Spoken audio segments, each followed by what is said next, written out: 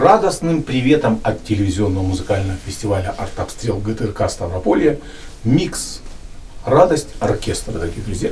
Позвольте представить.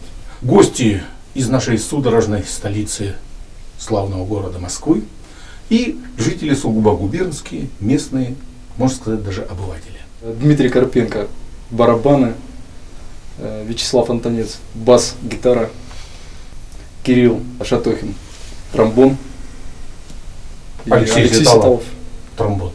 Не подвели ли Кирилл и Дмитрий? На этих двух музыкантах держится местный колорит.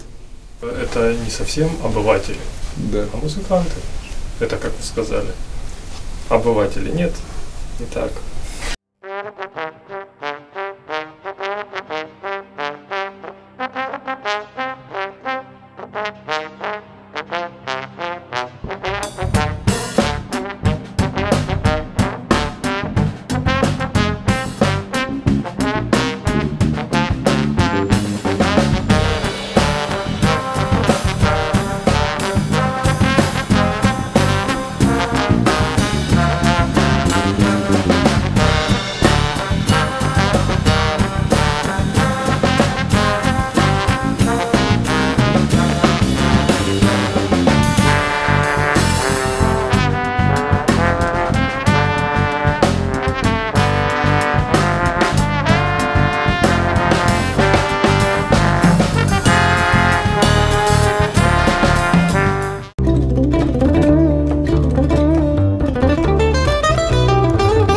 Вот был момент, когда вы покинули родные ставропольские пенаты и уехали туда. Понятно, что хочется немножко большего выбора в слушателях, хочется большего участия в каких-то проектных, наверное, версиях. Уехали, и не жаль ли?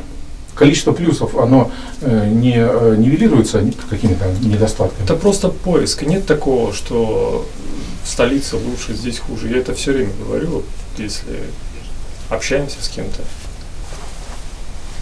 Это поиск личный, у каждого человека свой, каждый человек свой, идет своим путем.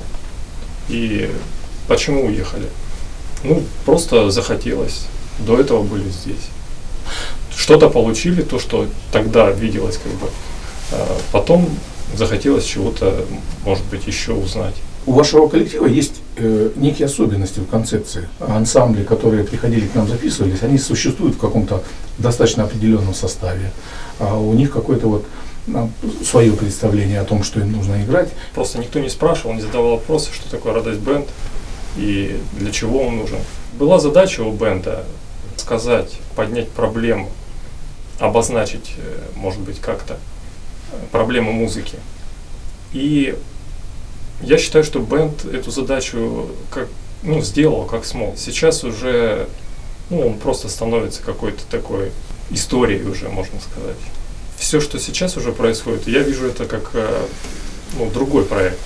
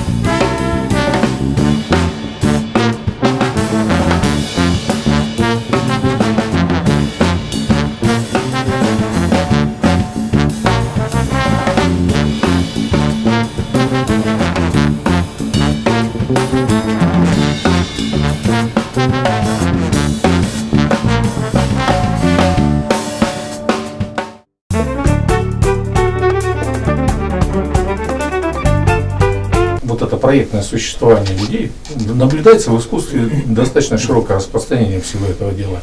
Это все-таки скорее плюс для человека, да?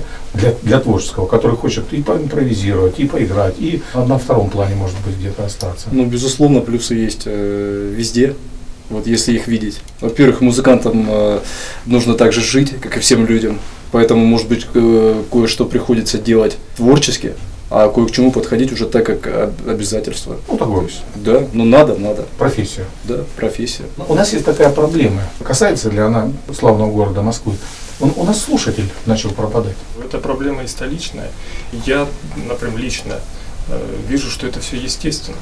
Вот в наших условиях, вообще в условиях нашей современной жизни с ее ценностями, вполне все естественно. Я понимаю, почему. Музыка, она не может быть все время одинаковой. Не то, что ее надо разнообразить и приносить то, что ты считаешь нужным, а она сама должна жить своей жизнью.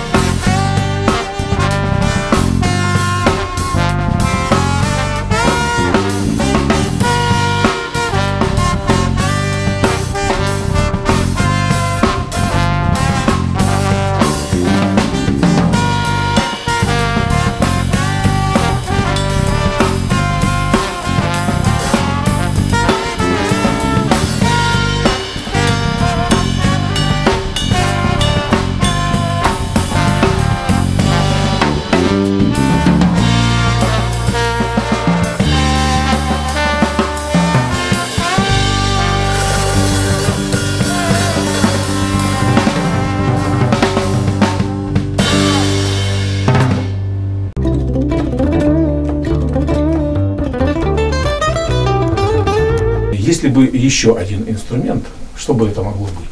Вот. Скрипка. Ее не жалко выгнать потом.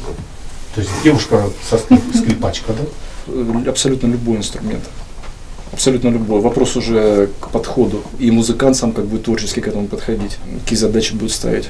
Насколько это будет интересно и своевременно, учитывая современные процессы. Уважаемые телезрители, Ставрополье.тв в самом низу, страница «Артобстрел». Заходите и голосуйте.